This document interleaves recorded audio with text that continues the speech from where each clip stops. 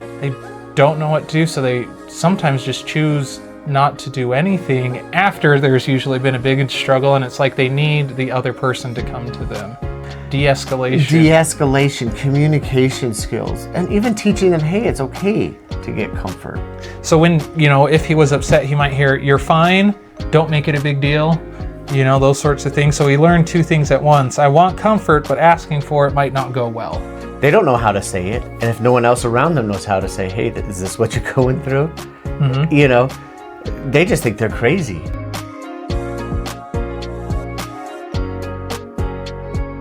Welcome back, everyone, to another episode of The Lighter Side of Heavy Things, a podcast where two therapists here at Pinnacle Counseling Center, myself, Chris Clark, along with Dwayne Horton, kind of take time out of our weeks to discuss the lighter side of the heavier things that we tend to deal with in our practice with our clients. So this week, kind of to continue onward with the attachment styles, we decided, we covered the anxious attachment, we've covered the avoidant, and we decided, why not? Let's do the anxious-avoidant. Well, yeah, we've started something here. Yeah, gotta finish it. We did spend time. We got one more story after this, at least, and we both look forward to it. We prepared our own stories, and we laugh while we tell them. So we hope you are finding these stories as funny as we are, or maybe insightful. But it does make us laugh, I think, as we think about our clients we've worked with and stuff like that, and then putting stuff into the attachments, the situations. Exactly, and it's not like and again, to be clear, like you're saying, yes, this is stuff we've heard, but it's not like one client. This is a conglomeration of a decade or more, right? Right. But it's also good for us because it gives us a chance to hone our skills as therapists. Right. To remind ourselves, hey, these are important key factors that we look for. What would they play out as? And if we could create a scenario that it would look at and play at, I think I felt like I've improved. And my clients laugh at these things, so. Right. Yeah. Anyway. So today, like we said, the anxious-avoidant. Now, to be clear, because the way my brain worked, you kept saying anxious-avoidant, and I'm like, we've already done that. Yeah. and you kept looking at me with that dumb stare. I was like, what? We've done that. And you're like, no, anxious-avoidant. We've done that. Let's make that clear in case there's one other person out there. Yeah. So when discussing the attachment styles, right? They notice four different ones. There's the secure, the anxious, the avoidant, and then what they call the anxious-avoidant, where it's almost a mix, or you're smashing the anxious and the avoidant. And sometimes it is called the mixed attachment. Right. Right. But in my head, I was thinking Kiki would be anxious or avoidant, and Mikey would be the other. I was like, we've done this. Yeah. I kept trying to convince you, and you're like, no. So this anxious avoidant will be about the mixed part of it, right? Right. The smashing of the anxious and the avoidant coming together. Right. It's kind of that idea that we talked about it when we discussed this category of, you got the anxious part connected to, like if they were a human being, then like those little vest things on with a bungee cord on the back connected to the avoidant person with a bungee cord, and they would run the opposite way, and then that would create tension, and then it would just snap, and they come back together, right? Right. And they get stuck because they don't know where to go. Their whole system's like, I want comfort, I don't want comfort. And so. Yeah. Go away. No, wait, that's too far. Come back. Yeah, it's like, but even with those toddlers in Mary Ainsworth, those little toddlers, those little ones, it was kind of interesting to see, because you could see that they clearly wanted a hug, but then some of them it would be such a battle internally that they'd just fall over. Yeah, they'd freeze, right? Just sit there. And, it is something that I feel like we find very often within our practice as we work with individuals who have this type of attachment style, that it's oftentimes they don't know what to do, so they sometimes just choose not to do anything after there's usually been a big struggle, and it's like they need the other person to come to them. Mm-hmm. And with this type of attachment style, I find there's a lot of you got to have a lot of compassion for these people. They didn't choose it. No. Right? No one would no one, I think, would choose this. I mean, they have a lot of the positive characteristics of both, but the problem is that they get stuck internally. Yes. And so helping them develop skills of, self-awareness, of self-soothing, and, de-escalation, communication skills, and even teaching them, hey, it's okay to get comfort. Right. And teaching them, hey, this is what does this comfort look like? And, in couples counseling or other relational counseling, you're like, hey, what would it feel like just to get like a hug or, hold your hand?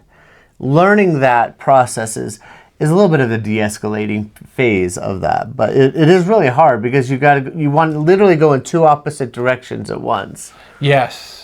And so. And we'll see in these stories, we tried to very much encapsulate what does that look like internally for them. So to begin, kind of like as we've done with some of these other, attachment styles, we're going to give kind of maybe some backstories or what might have led to the development of this attachment style. Because like you said, this isn't something that, they walk into the mental health supermarket and say, I want that. Right. That would be a terrible place. Can you imagine what's on the shelf? Yeah, I want some bipolar. No, those are the good ones. A little bit of psychosis. Can I just get manic? Yeah. That one sounds great. I want to feel like I'm God all the time. You're going to have that, but, in 7 to 10 days, you're going to crash out for... I wonder what it'd be like. Sleep for a few days, hibernate. Oh man! Just for it to come out again. Just to be like, okay, here we go. I got to fill in that moat I dug around my house. Yes. I dig this again. Oh, that's right, the pirates. The pirates. I could tell you stories. My growing up years, my dad would kill me. Yeah. So in this story, again, we're sticking with Kiki and Mikey because everyone loves Kiki and Mikey. But in this case, we're going to have Mikey be the anxious avoidant. Okay. This will be great. So I guess, again, starting off with what are some things that Mikey might have experienced growing up. Perhaps when he was growing up, there was a very specific emotional rhythm in his household, right? Some days were warm, laughter, joking, someone asking about his day, and other days he felt very cold. Short answers, distracted responses, invisible walls, right? No clear patterns, no warning systems, a roll of the dice almost. And so because of that uncertainty, young Mikey learned something important. Closeness is good, but it can disappear without notice. So, of course, he adapts. He stays close, but not too close. There's a good distance. Well, and it's also going to be, I suspect in that kind of idea, it's not just close, not too close, but parents are going to be like, sometimes it's like, he fell, hit his knee, I bet. And, mom would be, oh. And other times like, suck it up. Yeah. He's like, oh, wait, what? Which one is it? Right. I came to you last time, you gave me a kiss and I felt better, and now you're telling me to knock it off? What? Yeah. Tell me I'm pathetic for the same thing? Yeah. What's going on? Which leads into this one, the parent who's maybe safe or not, right? So, his caregivers could be incredibly supportive, encouraging, present, proud, but also at times they could be critical, emotionally unavailable, or quick to shut things down for him. And this definitely showed up when Mikey had big emotions. Right. Which is showing, again, if to our listeners, this pattern was they're going to probably see this as a blend of Mikey and Kiki when they were anxious or avoidant. Right. The parenting backstories. So when, if he was upset, he might hear, you're fine, don't make it a big deal, those sorts of things. So he learned two things at once. I want comfort, but asking for it might not go well. Yeah. So got to do the temperature check first, right? So another potential situation might be, how did his early relationships when he, let's say started venturing out into dating, as a teenager. In high school, Mikey had his first real relationship, and it started exactly how his adult relationships would start later. Constant texting, late night conversations, you're the only one who gets me type of energy, right? It felt intense, certain, very safe until it wasn't. The relationship ended quickly and unexpectedly, not just a slow fade, with no slow fade, just boom, done, no clear explanation, just gone, right? So young Mikey would sit there thinking, okay, so even when it feels real, it can just stop, Yeah. So at home, there was always one thing that worked in Mikey's favor, being very low maintenance, right? Being rewarded for independence. If he handled things himself, didn't ask for too much, and stayed emotionally contained, things were smoother, less tension, less unpredictability. So he built in a quiet rule for himself. Relying on yourself equals safer than relying on others. And again, coming back to the he didn't know what he could have gotten out of his caregivers. So again, I could see in his mind, hey, I'll just rely on myself because I don't know what I'm going to get. Right. And not to, I know this is not how you intend it, but, Freud loved to blame mom, right? Right. We're not blaming parents. We're recognizing this is honestly a generational thing. Yes. If people would go back in their history, they'll be like, oh, there was a reason for this, right? And if you go far enough back there, like especially if you get back into the 1800s, people living on the plains, in the wilderness, it wasn't easy. Right. Right? Attachments weren't always good because when someone died, and people often did, that's painful, right? Right. So there's definitely a generationality to it, right? Did I say that word right? I don't know. I might have made a word up. I'm good at that. Yeah. One word I didn't know was a word until I was in college. Is a total squirrel moment. But was considerosity. I thought that was a total word. I was like, that should be a word. Well, you just need to be like Shakespeare and once you get popular enough, considerosity. Right? So there you go, YouTube. Go make that one a word. Right. Everyone should have considerosity. Wait, is that a word? Consideration? Oh. Considerosity sounds better. Well, it sounds like you're mixing generosity and consideration together. What it is. But there's a generational component to this. I'll say that. That generational is a word, right? Right. Okay. We're good. Yeah. I have to look that up, but word up, make sure it's a generationality. I don't think that's a word. It might be. Right. Well, what's funny is that reminds me of my wife telling me that it's like up until she was like 16 or 17. We were talking to our kids the other day about how there wasn't caller ID growing up, right? So, you get the home phone and then you would say, hey, can I ask who's calling, or may I ask who's calling? So you can find out, who do I need to get this to? Yeah. Right? But I guess apparently my wife mixed those two together. So she would say, may I ask who's calling? May I? And yeah, she's like, no one corrected me. She's like, I was like 16, 17 still answering the phone like that. That is hilarious. So you're not the only one mixing things together? That was actually total squirrel continuing on it. This is why my brain works. If you all understand, this is like how our meetings go. When we talk, we go down these roads. What would be funny is to add into this generation, like do generational comparisons, right? On what attachment styles look now and then. Yeah. Anyways, let's keep going. So, because of all of these different things, Mikey didn't grow up with a clear internal map of relationships, right? There's at his baseline functioning, emotional confusion was there. Right? So closeness feels good, move towards it quickly. Closeness might feel risky, pull away just as quickly.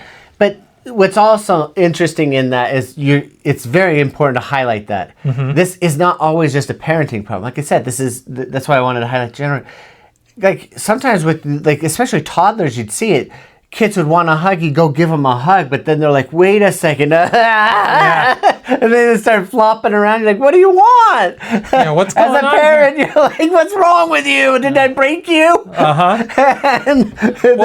and also it's, wasn't just in the home, like it was, could be in his early relationships as well, as with friends or other things. Like they might be like, hey, we're friends. And then the next day he goes to hang out with them and they're like, what are you doing? Oh, what? Yeah. and so, yes, exactly. So that confusing, I don't know what I want is going to confuse others around them. Like, this guy's psycho. And it's sad.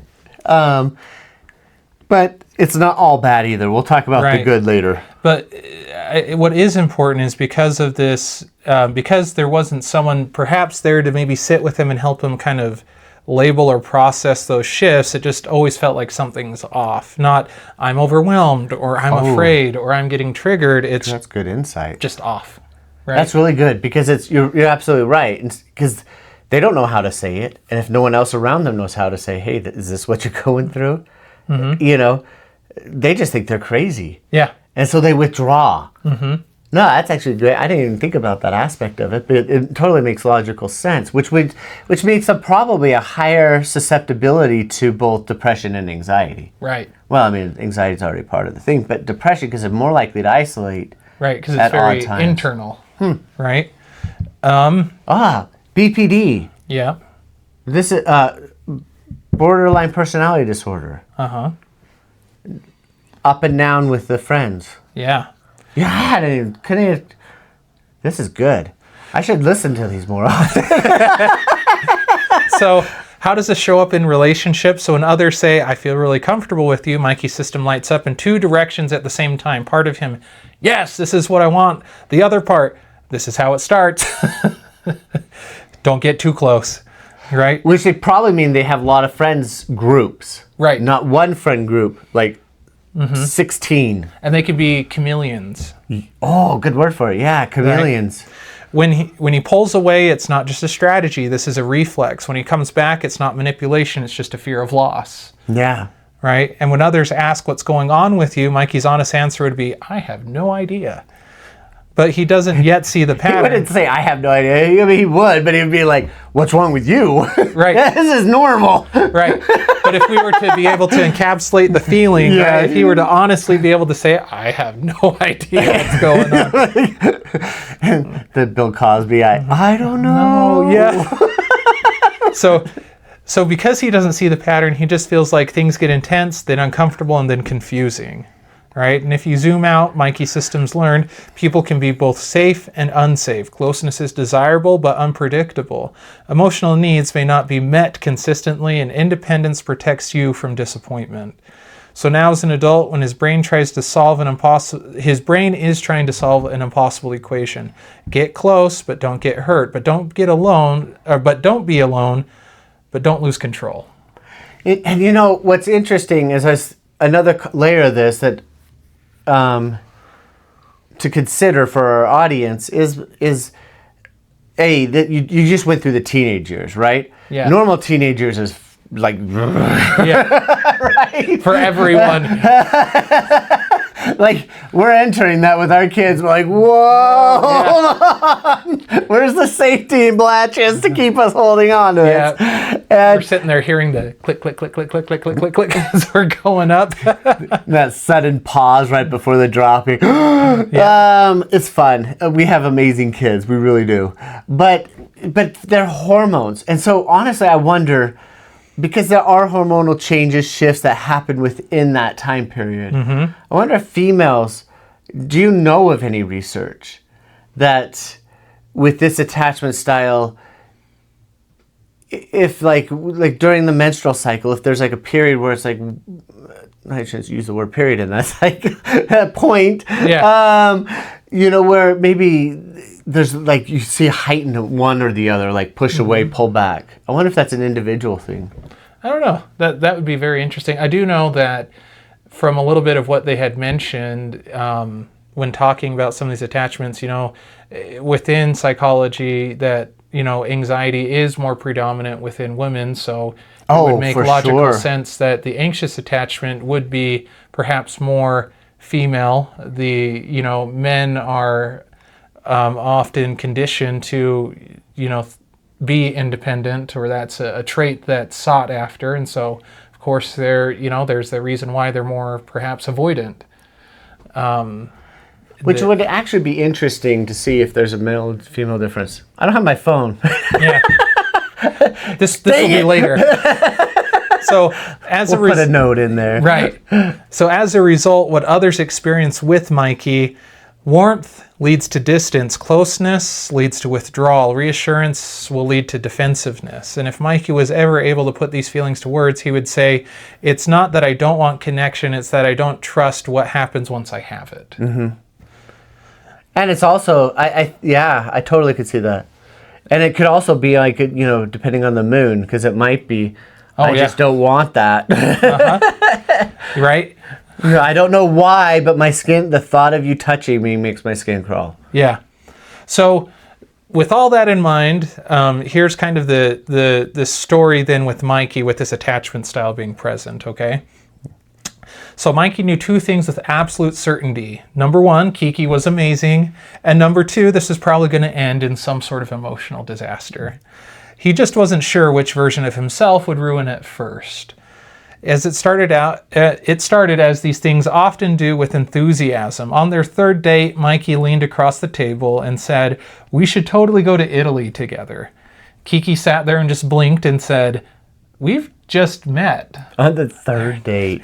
And Mikey nodded confidently. Exactly. I figure let's do this right.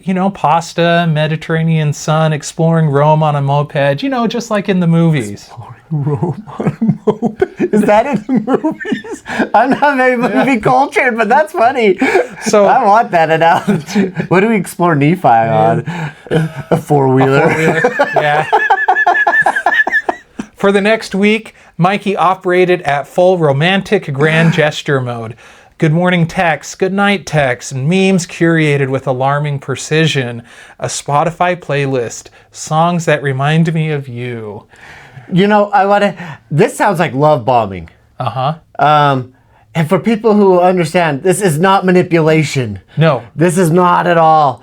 That's a great detail in that story. That is their attachment system saying, I desperately want the connection. Yep. Kiki was cautiously delighted.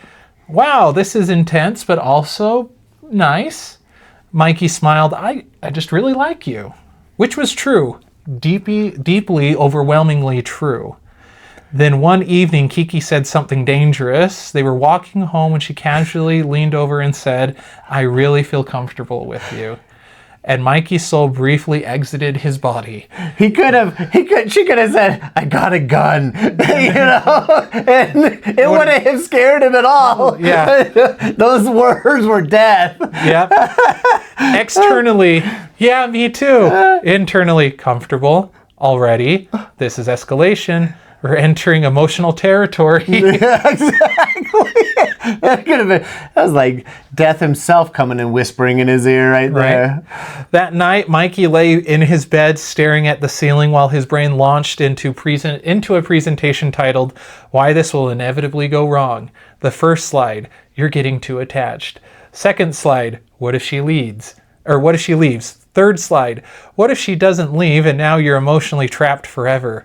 Mikey sat up. Okay, we need to create space. Healthy, controlled space. But why? Oh, I don't know. I'm interrupting your story. But the next day, Mikey entered strategic emotional distance mode, where there had once been, good morning, hope your day's amazing, smiley face, kissy face, There was now, hey. Kiki stared at her phone. Hey? Dr. Jekyll and Mr. Hyde coming out. Huh? Yeah. By day 2, the shift was undeniable. Replies were slower. Warmth was reduced by at least 63%, and the playlist was untouched. Kiki texted, Is everything okay? Mikey read it, and his chest tightened. Something was off. He just didn't have a name for it. He typed, yeah, just busy. Pause, deleted. Typed again, just tired, I think. Deleted. He frowned. Why is this so hard? The final version, all good, thumbs up.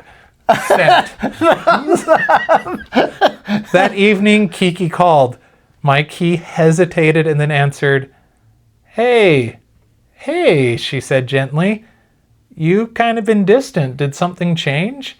Mikey froze, not because nothing changed, but because too many things were happening internally all at once, and none of them made any sense. Nothing's changed, he said. Kiki tilted her head. I feel like something has. Mikey's chest tightened again. That feeling, like being seen a little too clearly, made something in him pull back. Yes. I'm just busy, he said, a little sharper this time. Kiki paused. Okay. Mikey felt irritation rise, not really at her, just more like a pressure, like he'd been asked a question he didn't know how to answer. I said I'm fine, he added. Short, closed, end of conversation. With some irritation. Yep. After that call, Mikey sat on his couch staring at nothing. Something didn't feel right, but instead of sitting with it, his brain offered a simpler explanation. She's expecting too much. He nodded. Mm-hmm. Yeah. That felt easier. An hour later, he checked his phone. No messages from Kiki. His stomach dropped. Okay, this is weird. 5 minutes passed, then 10. His brain flipped instantly. She's pulling away. Mikey sat up. Why is she pulling away? He grabbed his phone and quickly texted, Hey, are you okay? Sent. He stared at the message. Wait. Did I just... Well... Frowning. No, this is fine. This is normal. Oops. Kiki replied, I'm okay. Just giving you some space since you seem busy. Mikey blinked. Space? His brain didn't like that word. He typed, You don't have to do that. Sent. Paused. Then added, I wasn't pushing you away or anything. He stared at the screen, but something about that sentence felt off. Kiki replied, It kind of felt like you were. Mikey's chest tightened. That same pressure, that same confusion. He frowned. Why does it feel like I'm being blamed for something? He muttered to himself. He typed, I'm not doing anything. Sent, then immediately, You're reading into it. Sent, and then silence. Kiki didn't reply right away. Mikey tossed his phone onto the couch. This is exactly why I don't like this stuff, he said out loud. He stood up, walked into the kitchen, opened the fridge, and then quickly closed it, his brain trying to catch up. He liked her, he didn't want her to leave, but also something felt off when things got close, and now this conversation felt uncomfortable. So it simplified everything into, this is getting complicated. Meanwhile, his phone buzzed, and he hesitated before checking it. Kiki. I'm not trying to argue, I just want to understand what's going on with you. Mikey stared at the message and his jaw tightened. I don't even know what's going on, he muttered. He sat down, typed, delete, typed again, deleted again. Finally, nothing's going on. Sent. He leaned back, crossed his arms. There, problem solved. Except it wasn't. A few minutes later, another message. Kiki. Okay, I just feel like I really can't read you sometimes. Mikey exhaled sharply. Yes, chameleon. Yep. Yes. So Mikey exhaled sharply. Yeah, well, join the club, he muttered. He didn't reply, not because he didn't care, but because everything inside felt tangled, and saying nothing felt easier than saying the wrong thing. His phone stayed quiet. Mikey sat there staring at the screen. A strange mix of feelings sat in his chest. Irritation, distance, and something else heavier. Something that felt a little like, what if she actually pulls away now? He picked up the phone, locked it, unlocked it, opened the chat, then closed it. No, he said. I'm not chasing. If she decides I'm too much for her, she'll just leave. Which I really can't blame her for wanting to do. Which is that, you're doing great showing that internal battle. The anxiety's running off and bam, come back. Yep. He's bouncing back and forth. This is crazy. So he sets the phone down. A few minutes pass, 10, then 20. He leans back and staring at the ceiling. "This is fine," he said. A pause and then quieter. "This is probably fine." His brain, less confident now, whispered, "But what if it's not? Being alone feels empty." Mikey didn't answer. He just lay there caught in the middle, wanting closeness but pushing it away, then wondering where it went and not quite understanding why. What's interesting about that is some of his internal dialogue. Now, I could definitely hear the therapist in you writing that. Oh, yeah.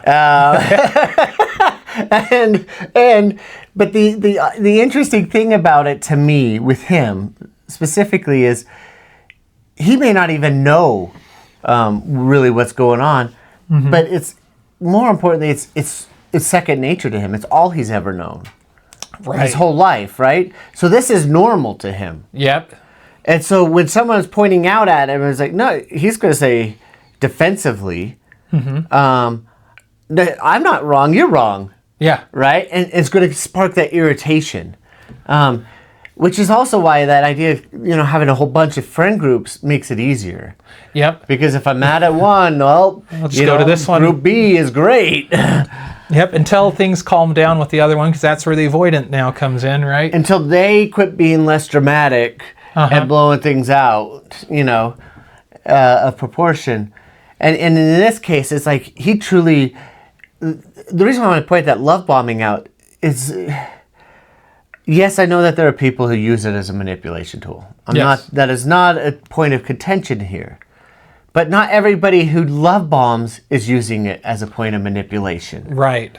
And with people with certain types of attachment styles like this, where their battle is so much like, I want to be all in on this, and then all of a sudden she's like, hey, I like you back. Yeah. No! Eject. What have I done? Yep. And then, but it's just so funny because that love bombing, the reason that they're doing it with this particular attachment style is it's almost like, I need to latch on to you before you realize I'm crazy and you're going to want to run away. Oh yeah. And that's the beauty of the attachment style. I mean, really is one of those strengths, is they could come on strong quickly. Yes. They'd probably make great salespeople. As I was listening to Mikey, I was trying to imagine what is his career. I'm like, he would be a perfect car salesman. Oh, yeah. He could go out there and just be florid and be like, hey, look at all these deals. You're right. This is a hard time to buy a car. Yeah. I get it. Because he could sense those. He gets minute the best changes, both worlds, yeah. right? Of, hey, he's going to pick up on the behavioral changes, on the body language shifts, and he would read to it. Mm-hmm. But he would also help, and I'm not saying he's going to be a manipulated douchebag. Yeah. Can I say that on here? But we're far enough in. He's going to be... He's going to be good at it. Yes. Because it's not going to... He needs a quick, fun relationship where it makes you feel good in a hurry. Yes. Right? And then to pull back and have nothing to do with you later. Yep. So, this second story, this is kind of, a little while later, but what we're trying to show in this one is, how does a person with an anxious-avoidant attachment style, what does it look like for them as they try to work through that, de-escalate themselves, be able to get in the way of their attachment styles becoming too activated? Right. Which is important, and I love this part. Well, actually, I don't remember if I heard this part, but... I think you did. I can't remember. I forgot a lot about this part with Kiki, the first part. With the Kiki Mikey thing, can you imagine from the perspective of Kiki? Oh, the poor confusion that she was going through. Like, what did I do wrong? Like, he was talking Italy on date 3. Yeah. And she's right. Like, that would look confusing. She's like, whoa. Her own attachment's now going off. Mm-hmm. And saying, is this really safe to approach this guy? Is this guy really a safe person for me? Yep. Are we good? Like, I really like the fun Mikey. Yeah. But this crazy psychotic Mikey that withdraws, the cold and non-caring one, that feels bad. Right. And so her system was trying to pursue his and to try and find resolution in that. But for him, what's funny, when we talked about that anxious avoidant trap, right? That the anxious, they want to get closer. The avoidant, they want to run. But for Mikey, it's like, oh, you're getting closer. Wait, great. Oh, wait, whoa. Yeah, another system. Wait. Now you're going too far. Yeah. Like, too much tension. So a few weeks later, Mikey found himself in a place that he never thought he'd voluntarily go. Sitting in a softly lit room, staring at a plant in the corner, trying to avoid eye contact with a calm person sitting across from him. What do you notice when things start to feel too close? Mikey crossed his arms. I notice that things are going great, and then I ruin them. Therapy, as it turned out, was deeply inconvenient for Mikey, because instead of letting him say things like, it just didn't work out, and nothing being asked more about it, his therapist would then ask him questions such as, I'm curious why you believe it didn't work out, or I wonder what parts of you may have played into that. Oh my gosh. Which Mikey did not enjoy. Over time... Am I the therapist? Yeah. Over time, against his will, and with gentle questions, patterns began to emerge. Not big, dramatic revelations, just small, uncomfortable connections, which Mikey had begun to recognize more over time. Things such as getting close really fast, feeling amazing, then suddenly feeling trapped, pulling away, then panicking when the other person pulled back. Mikey sat there one day frowning. That does sound a lot like me. His therapist nodded. There's a name for that pattern. Mikey grimaced. I'm listening. Later that night, it's an illness. Yeah. It's like, what's the diagnosis? Right. Later that night, Mikey Googled it. Big mistake. He sat on the couch reading big bolded phrases from various psychology journals. Push-pull dynamics, fear of intimacy and abandonment, emotional shutdown during conflict. Mikey lowered his phone slowly. Oh boy. This feels targeted. He stared at the wall. Okay, he said, so maybe it's not random. Which is worse, actually. The next day, he saw Kiki. Things were slightly different. Not magically fixed, just more aware, which unfortunately meant he could now see himself doing things in real time. They were sitting at a cafe. Kiki was smiling, telling a story, and Mikey felt it. That familiar warmth, that pull. I really like her, he thought. And then right on cue, the other feeling, tighter, heavier. This is serious. Mikey blinked, paused. Oh. He sat back slightly. This is that part coming up. Kiki noticed. What's going on?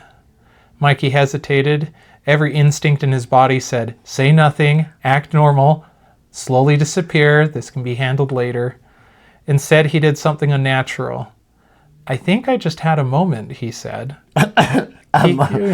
Kiki tilted her head. A moment? Yeah, like I was really enjoying this, and then my brain went, this is too much, time to panic. See, it must be his therapist. One therapy session, that's all you need. Yeah, just one. One and done. It's just like, I'm that good. Yeah. Lies. Silence. Not a bad silence, just processing. Kiki blinked. That's new. Yeah, Mikey said. Mikey thinking to himself, me saying this out loud is also new. He rubbed the back of his neck. Normally I would just text you, hey, tomorrow, and pretend like nothing happened. Kiki laughed. Yeah, that checks out. Mikey smiled, then exhaled. I'm trying not to do that. Another paused. Kiki leaned forward slightly, slowly reaching for him. What do you need right now? Mikey opened his mouth, closed it, and after a few moments of silence, which felt like they stretched for forever, Mikey said, I don't know, honestly. That was also new. He sat there for a second, and then Mikey added, I think I just need a second not to run away. Kiki nodded. Okay. Mikey sat with that. No dramatic exit, no shutdown, no emotional disappearance, just discomfort. All right, I have to say it now. We tried to, I told you I'd figure out what Kiki with attachment style. She has to be secure. This is not an anxious attachment. This is a secure one. Mm-hmm. She just okay with him being uncomfortable. Right. Later that week, so just discomfort, which apparently is part of the process, according to his therapist. Later that week, things got harder because awareness is one thing, but conflict is another. Kiki texted, "Hey, when you go quiet like that, it messes with me a little bit." Mikey read that and immediately his chest tightened. "Here we go," his brain said. Old Mikey would have gotten defensive, minimized everything the other had said, and then disappeared for about 6 to 8 hours, minimum. New Mikey still wanted to do all of those things. He typed, "I'm not doing anything wrong," paused and stared at it. Okay, that's the old me, the old script. Delete. New attempt. I didn't realize it was affecting you like that." Paused. Still felt a little incomplete. He sighed. "This is annoying." Then remembering his therapist encouraging him to use phrases such as "I want," "I need," or "I feel." Ooh, I phrases. Mikey finally responded, "I think I shut down sometimes when I feel overwhelmed. I'm trying to work on it because I want things to be better for us, but I'm not great at catching it yet." Sent. Mikey immediately put his phone face down, stepping away from it quickly like he had just armed a live grenade. Oh, absolutely. That's exactly what that would feel like. "We've just shared a feeling," he whispered to himself. A few moments later, his phone buzzed, and Mikey, though slightly excited, approached it very cautiously. Kiki had replied, "Thank you for telling me. That really helps." Definitely secure. Mikey blinked. "That's it? No argument, no escalation, no emotional collapse, just understanding?" He leaned back. Huh. That night, Mikey sat on his couch thinking, not spiraling, just thinking. "Okay," he said, "so maybe the goal isn't to not feel this stuff." Pause. "Maybe it's just not letting it run everything." His brain, still skeptical, said, "We'll see," and Mikey nodded. Yeah. His phone buzzed. Kiki. "Also, we're still not going to Italy quite yet." Smiley face. Mikey smiled. Fair. He typed, "But pasta's still part of the long-term vision." Sent. He stared at the message for a second. No urge to pull back, no urge to overcorrect, just steady. Mikey leaned back, exhaling. Okay, he thought. That felt different. Not scary or relationship ending, just different. It wasn't perfect, definitely not effortless, but for the first time, he wasn't running towards or running away. He was just there. And for Mikey, that felt like actual progress. Yeah. I should do like the Ninja Turtle thing. Yeah. Go, Mikey. Go, Mikey, go. Orange is his favorite color. Yeah, exactly. Some things I thought about as this. This is a great story, that therapy phase. And not saying he needs to be in therapy for that long, but the transformation that happened between his relationship with Kiki from the very beginning when it parted to getting into therapy and that.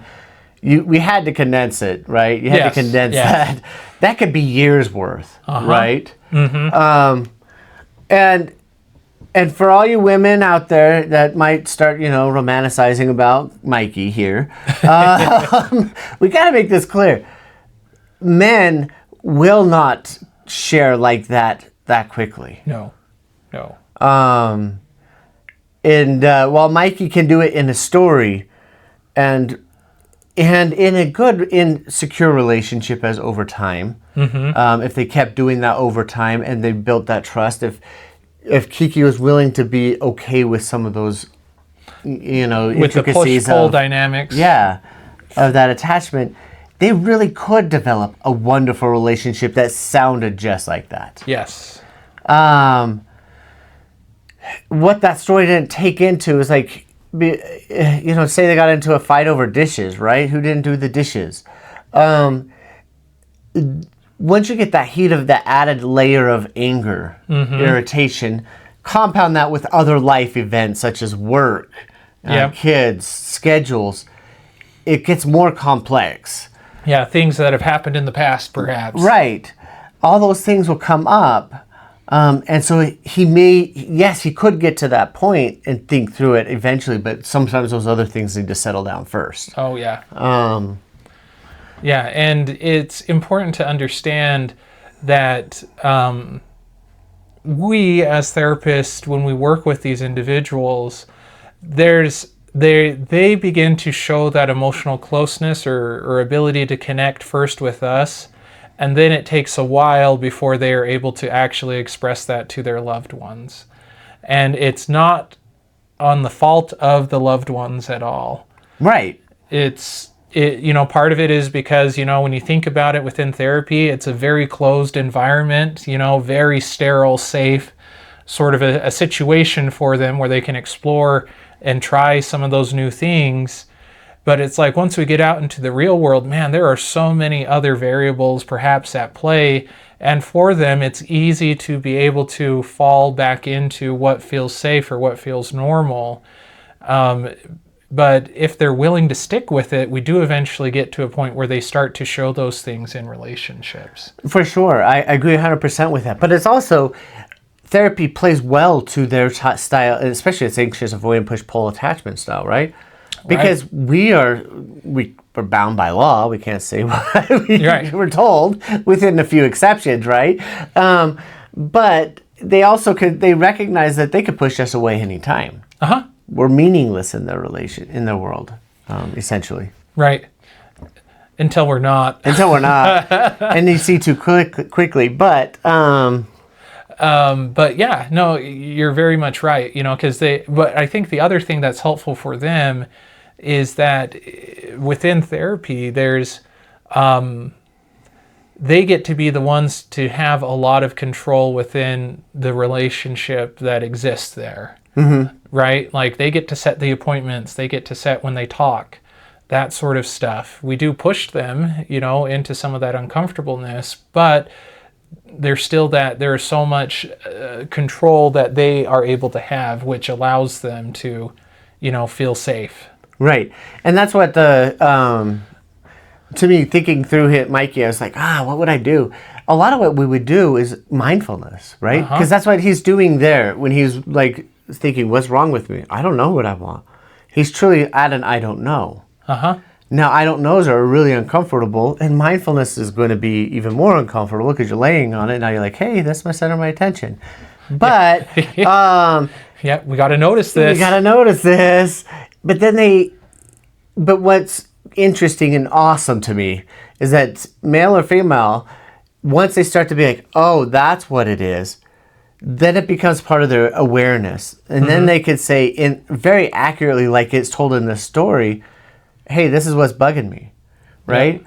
Like I had a client recently, it was a couples client therapy.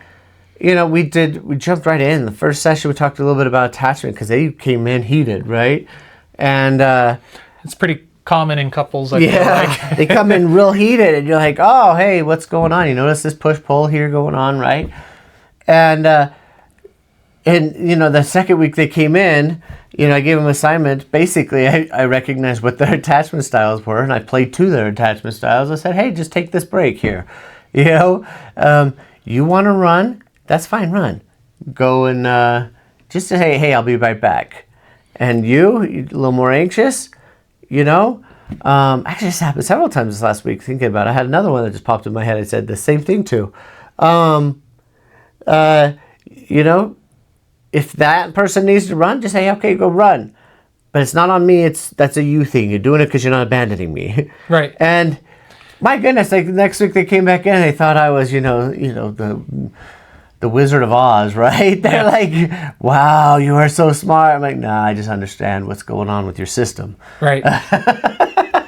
Right. It's nothing more than that. And it's not like I'm trying to manipulate it, but I just gave them awareness. And then the next time with all our clients when they come in, what we do is we do mindfulness. At least I do. Yeah, no, I jump right into that mindfulness idea. I was like, what was that like? Mm-hmm. What was that like knowing that he'd be back or she'd be back? What was that like to know that you had freedom and it was okay to say, hey, my system's about to burst. Yep. I just need to go and relieve some pressure and you can do it. And it's interesting to see how that is where a very conflictual and tumultuous relation starts to build attachment. You're building that attachment because they now understand each other and they start to trust each other. And when they trust, they have safety. And with safety, they build out fun. And once they start to become secure, right, and they're free. You know, like, I mean, we joke with our spouses all the time, right? Yeah. We say silly things, and we're guys, and sometimes we think we're funny, and we are. Yeah. And not as funny maybe as we think we are. no, I am. She has no personality. No, my wife has a great personality. She keeps me on my toes. Yeah. I truly met my match on her. I thought I was quick-witted, and then she beat me. You know, we could joke and we could say things, and people are like, "Whoa, you say that to each other?" Like the first time I called her woman, I did it in front of my mother-in-law intentionally. It was so funny. It was funny, okay? Sarah was like, "Woman, where's my dish?" My mother-in-law, I thought, was going to come at me with a knife. Yeah. She had a conniption. But Sarah, if our relationship wasn't secure, Sarah would have probably been the one with the knife. Yeah. But or you would have had that dish up the back of your head, yeah, right? Exactly. Ducking under the table for protection, right? Right. But Sarah thought it was funny because she knows me. It's secure. You know, what we find is that when things are insecure, that playfulness goes. Yes. And that's why this is so important. Is we want to bring playfulness back to relationships. Relationships are fun. Right. And when the playfulness is there, that's how they deepen.